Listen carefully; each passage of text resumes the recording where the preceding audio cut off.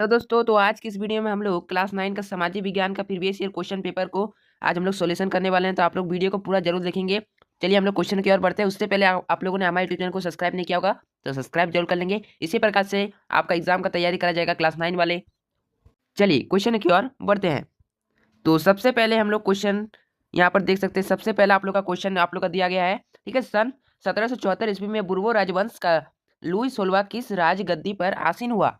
तो लुई 16वां की बात की जा रही है। 1774 ईस्वी में बुर्बो राजवंश में कौन था? लुई 16वां।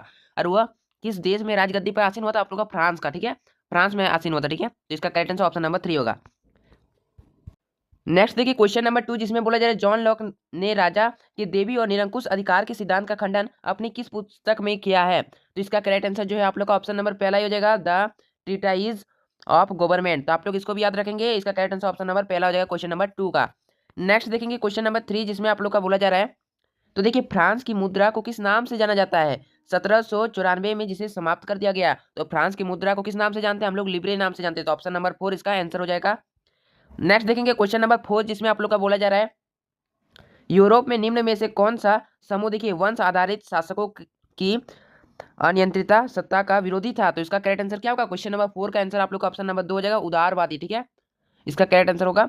नेक्स्ट देखेंगे क्वेश्चन नंबर 5, जिसमें आप लोग का बोला जा रहा है रूस में निम्न में से किस प्रकार की मांग को लेनिन की अप्रैल थ्रीसिस के नाम से जाना जाता है? अप्रैल थ्रीसिस के नाम से किसको हम लोग जानते हैं?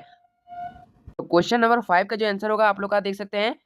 ठीक है, युद्ध को समाप्त किया जाए, ये भी होगा। उसके बाद देखिए सारी जमीन किसानों के हवाले की जाए, ये भी होगा। और देखिए बैंकों को राष्ट्रीयकरण किया जाए, ये भी होगा। यानी इसका करेक्ट आंसर आप लोग का इनमें से सभी होगा, ऑप्शन नंबर 4। नेक्स्ट देखते हैं क्वेश्चन नंबर 6, जिसमें आप लोग का बोला जा रहा है यूरोप में निम्न में से किसका विश्वास था कि पूंजीपतियों के साथ होने वाला संघर्ष, ठीक है, जीत अत्यंत मजदूरों की होगी? ये किसने कहा था? आप लोग का कार्ल मार्क्स ने कहा था। ऑप्शन नंबर 4 इसका बिल्कुल ही करेक्ट आंसर होगा। ठीक है, क्वेश्चन नंबर 6 का। उसके बाद देखते हैं क्वेश्चन नंबर 7, जिसमें आप लोग का बोला जा रहा है निम्न में से कौन सा देश प्रथम विश्व युद्ध के दौरान मित्र राष्ट्रों में खेमे में शामिल नहीं था? मित्र राष्ट्र में कौन जो है शामिल नहीं था? आप लोग का जर्मनी जो है वो शामिल नहीं था। प्रथम युद्ध के दौरान की बात की जा रही है। ठीक है, तो ऑप्शन नंबर ए इसका आंसर होगा, ऑप्शन नंबर पहला। उसके बाद देखिए क्वेश्चन नंबर 8, जिसमें बोला जा रहा है हिटलर ने जिस विचारधारा को जन्म दिया था उसे हम लोग क्या कहते हैं? हम लोग नाथसीवाद कहते हैं। ऑप्शन नंबर 3 इसका बिल्कुल ही करेक्ट आंसर होगा। हिटलर ने दिया था ना नाथसीवाद। उसके बाद देखेंगे क्वेश्चन नंबर 9, जिसमें आप लोग का बोला जा रहा है जावा में किस समुदाय के लोग कुशल लकड़हारे और घुमंतु किसान के रूप में जाने जाते थे? तो क्वेश्चन नंबर 9 का आंसर आप लोग का क्या होगा? ऑप्शन नंबर 2 का। ठीक है, कलंक। उसके बाद देखेंगे क्वेश्चन नंबर 10, जिसमें आप लोग का बोला जा रहा है वन अधिनियम के चलते गांव वालों की निम्न में से कौन सी गतिविधियां गैर कानूनी बन गई? तो क्वेश्चन नंबर 10 का जो आप लोग का आंसर होगा क्या होगा? तो क्या क्या हो गया? तो यहाँ पर देखेंगे घर के लिए लकड़ी काटना, पशुओं को चराना, ठीक है, कदमूल फल इकट्ठा करना। तो इसका करेक्ट आंसर आप लोग का इनमें से सभी हो जाएगा, ये सभी हुआ था। ठीक है, नेक्स्ट देखेंगे क्वेश्चन नंबर 11, जिसमें बोला जा रहा है भोटिया, ठीक है, शेरपा और किन्नरी समुदाय के लोग निम्न में से क्या थे? वो लोग क्या थे? क्वेश्चन नंबर 11 का आंसर आप लोग का क्या होगा? चरवाहे होंगे। वो सभी चरवाहे थे। ठीक है, भोटिया, शेरपा और किन्नरी, ठीक है, ये सारे समुदाय आप लोग का चरवाहे थे। नेक्स्ट क्वेश्चन नंबर 12, जिसमें बोला जा रहा है ठीक है औपनिवेशिक सरकार ने अपराधी जनजाति अधिनियम कब पारित किया? ठीक है, अपराधी जनजाति अधिनियम कब पारित किया गया था? तो क्वेश्चन नंबर 12 का आप लोग का आंसर क्या होगा? 1871 में आप लोग का पारित किया था। आप लोग सभी डेट को जरूर याद करेंगे। ठीक है, आप लोग का एसएसटी में बार बार पूछा जाता है। क्वेश्चन नंबर 13, जिसमें बोला जा रहा है उत्तर में भारत देश के लगभग 2 बराबर भागों में निम्न में से कौन सी रेखा बढ़ती है? ठीक है, जो हम लोग का भारत देश है ना उसको 2 बराबर भागों में कौन सी रेखा बढ़ती है? आप लोग याद रखेंगे, कर्क रेखा बढ़ती है। तो ऑप्शन नंबर दूसरा इसका आंसर हो जाएगा। ठीक है, और कई बार पूछा भी जाता है कर्क रेखा किन किन राज्यों से होकर गुजरती है? तो आप लोग याद रखेंगे झारखंड, उड़ीसा। ठीक है, तो आप लोग का ट्रिक याद ही होगा। ठीक है, मित्र पर गमछा झाड़, वो ट्रिक से आप लोग याद कर लेंगे। ठीक है, उसके बाद देखिए क्वेश्चन नंबर 14, जिसमें आप लोग का बोला जा रहा है ठीक है उत्तराखंड, उत्तर प्रदेश, बिहार, पश्चिम बंगाल और सिक्किम की सीमा किस देश को छूती है? तो आप लोग का नेपाल इसका करेक्ट हो जाएगा। नेपाल देश के साथ ये सभी राज्यों का सीमा जो है छूती है। उसके बाद देखेंगे क्वेश्चन नंबर 15, जिसमें आप लोग का बोला जा रहा है ठीक है तीस्ता तथा दिहांग निम्न में से किनके नाम है और असम हिमालय के सीमाकरण करती है? तो सीमाकरण कौन करता है? तीस्ता और दिहांग बोल रहा है। ठीक है, तो क्वेश्चन नंबर 15 का आंसर आप लोग का क्या होगा? नदियां हो जाएगा, ऑप्शन नंबर 3। उसके बाद देखिए क्वेश्चन नंबर 16, जिसमें बोला जा रहा है भारत में हिमालय पर्वत की श्रृंखला में सबसे लंबी तथा सबसे महत्वपूर्ण श्रृंखला किसे माना जाएगा? तो क्वेश्चन नंबर 16 का आंसर क्या हो जाएगा? क्वेश्चन नंबर 16 का आंसर आप लोग का पीर पंजाल हो जाएगा। ठीक है, सबसे लंबी और सबसे महत्वपूर्ण श्रृंखला किसे माना जाता है? आप लोग का पीर पंजाल को माना जाता है। ठीक है, नेक्स्ट देखेंगे क्वेश्चन नंबर 17, जिसमें बोला जा रहा है भारत का कौन सा राज्य तथा नगर सिंधु तथा गंगा नदी तंत्र के बीच जल विभाजक पर स्थित है? तो क्वेश्चन नंबर 17 का आंसर क्या होगा? तो क्वेश्चन नंबर 17 का आंसर आप लोग का हो जाएगा ऑप्शन नंबर पहला हो जाएगा, ठीक है, हरियाणा और ठीक है अम्बाला इसका आंसर होगा। उसके बाद देखेंगे क्वेश्चन नंबर 18 जिसमें आप लोग का बोला जा रहा है निम्न में से ठीक है भारत प्रायद्वीपीय भाग की एक प्रमुख नदी कौन है जिसे दक्षिण गंगा के नाम से जाना जाता है, ठीक है। दक्षिण गंगा के नाम से हम लोग किसको जानते हैं, तो ये बहुत ही इंपॉर्टेंट क्वेश्चन है, आप लोग का गोदावरी को जानते हैं, ठीक है। तो इसका करेक्ट आंसर ऑप्शन नंबर 4 होगा, ठीक है, क्वेश्चन नंबर 18 का। नेक्स्ट देखेंगे क्वेश्चन नंबर 19 जिसमें आप लोग का बोला जा रहा है ठीक है महानदी गोदावरी कृष्णा कावेरी पूर्व की और बहती हुई बंगाल की खाड़ी में आप लोग का गिरती है। तो देखिए ये नदियां मुहाने पर क्या बनाएगा, आप लोग का डेल्टा बनाएगा, ठीक है, डेल्टा, ठीक है। तो डेल्टा आप लोग का इसका आंसर हो जाएगा ऑप्शन नंबर 2, ठीक है। उसके बाद देखेंगे क्वेश्चन नंबर 20 जिसमें आप लोग का बोला जा रहा है वन किस प्रकार का संसाधन है। सबसे इजी क्वेश्चन है, वन जो है आप लोग का नवीकरणीय संसाधन है, आप लोग का बार बार प्रयोग में आ सकता है, ठीक है। उसके बाद देखेंगे क्वेश्चन नंबर 21 जिसमें बोला जा रहा है वन क्षेत्र निम्न में से किन कारणों से कम हो रहा है। तो देखिए औद्योगिक में विकास के कारण ये भी होगा, शहरीकरण की देखिए परियोजना लागू होने के कारण ये भी होगा, देखिए कृषि के लिए अधिक क्षेत्र की मांग होने के कारण ये भी होगा। इसका करेक्ट आंसर इनमें से सभी होगा क्वेश्चन नंबर 21 का। नेक्स्ट क्वेश्चन नंबर 22 निम्न में से कौन सा कारण भारत के उत्तर पश्चिमी भाग में शीत ऋतु में होने वाली वर्षा के लिए उत्तरदायी है। तो क्वेश्चन नंबर 22 का आंसर आप लोग का ऑप्शन नंबर पहला हो जाएगा पश्चिमी विक्षोभ, इसको भी याद रखेंगे, बहुत ही इंपॉर्टेंट क्वेश्चन है। नेक्स्ट देखते हैं क्वेश्चन नंबर 23 जिसमें बोला जा रहा है राष्ट्रीय जनसंख्या नीति 2000 का मुख्य उद्देश्य क्या था। तो क्वेश्चन नंबर 23 का आंसर आप लोग का क्या होगा, आप लोग का देखिए 14 वर्ष से कम आयु के बच्चों को निःशुल्क शिक्षा प्रदान करना ये भी था, शिशु मृत्यु दर को कम करना ये भी था, देखिए टीका रोधी बीमारियों से बच्चों को छुटकारा दिलाना ये भी था। तो इसका करेक्ट आंसर इनमें से सभी यानी ऑप्शन नंबर 4 जो इसका करेक्ट आंसर हो जाएगा इनमें से सभी।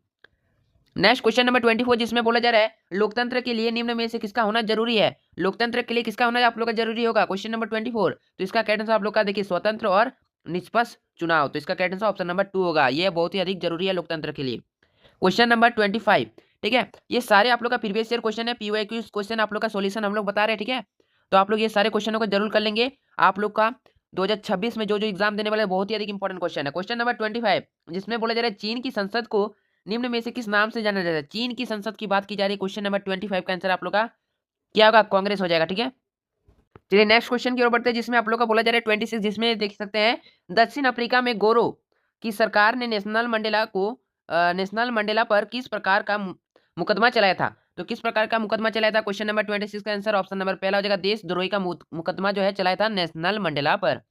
उसके बाद देखते हैं क्वेश्चन नंबर 27 जिसमें आप लोग का बोला जा रहा है 1950 में ही दक्षिण अफ्रीका में रंगभेद के खिलाफ निम्न में से किसने संघर्ष किया है, ठीक है। तो इसका करेक्ट आंसर क्या होगा क्वेश्चन नंबर 27, देखिए श्वेत ने या फिर रंगीन चमड़े वालों ने या भारतीय मूल के लोगों ने या इनमें से सभी। तो क्वेश्चन नंबर 27 का बात की जा रहा है तो इनमें से सभी इसका बिल्कुल ही करेक्ट आंसर होगा, तो आपका ऑप्शन नंबर 4 इसका आंसर हो जाएगा, ठीक है।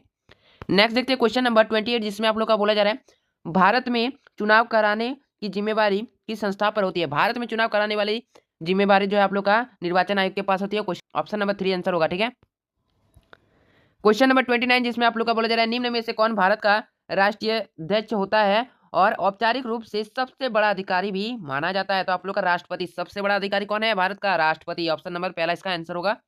नेक्स्ट देखते हैं क्वेश्चन नंबर 30 जिसमें आप लोग का बोला जा रहा है भारत में निर्वाचन प्रतिनिधि की राष्ट्रीय सभा को क्या कहा जाता है, आप लोग का संसद कहा जाता है, ठीक है। भारत में निर्वाचन प्रतिनिधियों की राष्ट्रीय सभा को हम लोग संसद कहते हैं, ये भी इंपॉर्टेंट क्वेश्चन है, याद रखेंगे आप लोग। नेक्स्ट क्वेश्चन नंबर 31 जिसमें आप लोग का बोला जा रहा है निम्न में से कौन जनप्रतिनिधि की ऐसी सभा मानी जाती है जिससे पास देश का देखिए कानून बनाने, कर बढ़ाने, ठीक है, बजट बनाने का विशेष अधिकार प्राप्त होता है। तो क्वेश्चन नंबर 31 का जो करेक्ट आंसर आप लोग का क्या होगा, आप लोग का क्वेश्चन नंबर 31 का करेक्ट आंसर आप लोग का विधायिका हो जाएगा, ऑप्शन नंबर 2, ठीक है। उसके बाद देखते हैं क्वेश्चन नंबर 32 जिसमें बोला जा रहा है लोकतंत्र में प्रत्येक नागरिक को निम्न में से कौन सा अधिकार प्राप्त रहता है। तो क्वेश्चन नंबर 32 का करेक्ट आंसर आप लोग का ऑप्शन नंबर 4 होगा, इनमें से सभी। देखिए अपने मत का प्रयोग करना ये भी प्राप्त होता है, देखिए चुनाव लड़ कर प्रतिनिधि चुनना ये भी प्राप्त होता है, देखिए अपने विचारों को व्यक्त करना ये भी होता है। तो इसका करेक्ट आंसर ऑप्शन नंबर 4 हो जाएगा, इनमें से सभी। चलिए नेक्स्ट क्वेश्चन नंबर 33 जिसमें बोला जा रहा है वोट देने के अधिकार को किस प्रकार का अधिकार माना जाता है। तो वोट देने का अधिकार को हम लोग किस प्रकार का अधिकार मानेंगे, ठीक है, सामाजिक या राज ठीक है सांस्कृतिक या फिर देखिए राजनीतिक या फिर सार्वजनिक। तो क्वेश्चन नंबर 33 का जो आप लोग का आंसर होगा ऑप्शन नंबर 3 होगा, ठीक है, राजनीतिक अधिकार मानेंगे, ठीक है। वोट देने का अधिकार आप लोग का क्या हो जाएगा, राजनीतिक अधिकार हो जाएगा, ठीक है, वो राजनीति से रिलेटेड है। उसके बाद देखेंगे क्वेश्चन नंबर 34 सबसे इजी क्वेश्चन है पालमपुर में विभिन्न जातियों के कितने परिवार रहते थे। सिंपल सा क्वेश्चन है, 450 परिवार रहते थे, आप लोग याद कर लिए होंगे। नेक्स्ट देखिए यहाँ पर दिया गया है निम्न में से उत्पादन के लिए किन चीजों का होना सबसे अधिक जरूरी है? देखिए, भूमि, श्रम, भौतिक और मानव पूंजी, ये सभी आप लोग का जरूरी है। तो इसका करेक्ट आंसर जो है आप लोग का इनमें से सभी हो जाएगा। याद रखेंगे, ऑप्शन नंबर 4 इसका आंसर हो जाएगा। Next question number 36।